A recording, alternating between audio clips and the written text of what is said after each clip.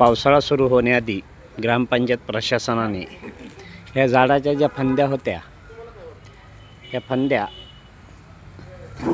या ठिकाणी या पत्र्याच्या टपरीवरती आणि या इकडे या शेडवरती पडण्यापूर्वी ते छाटण्यात आलेले आहेत.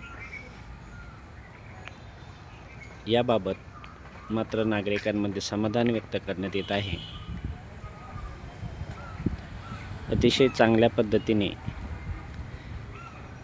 हा चालू असलेला ग्रामपंचायतचा उपक्रम याबद्दल ग्रामस्थांमधून अभिनंदन होत आहे. विशेष भाऊसू कोळपे उपसरपंच यांनी हा मुद्दा लावून धरला होता आणि लक्ष देऊन तो पूर्णही केला. हे पहा आजी आहेत, या नाव सांगा आपलं. माझं नाव लक्ष्मी आनंदराव थोरात, म्हणजे लक्ष्मीबाई आनंदराव थोरात. हां, बरं, या झाडाबद्दल आपण काय सांगू शकता?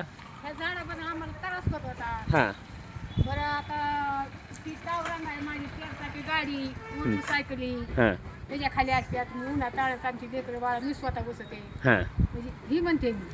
ते अचानक कोसळू शकतं हा, आणि त्यामुळे मात्र या ठिकाणी काही घटना घडू नये असं ह्या आजींचं मावशींचं मत आहे.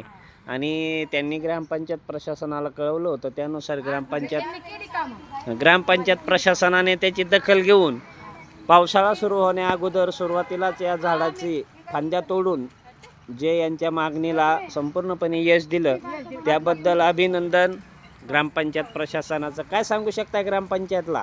काय नाही, आता मी एवढंच बोलले बाई. बस ना, बरं. काय एवढं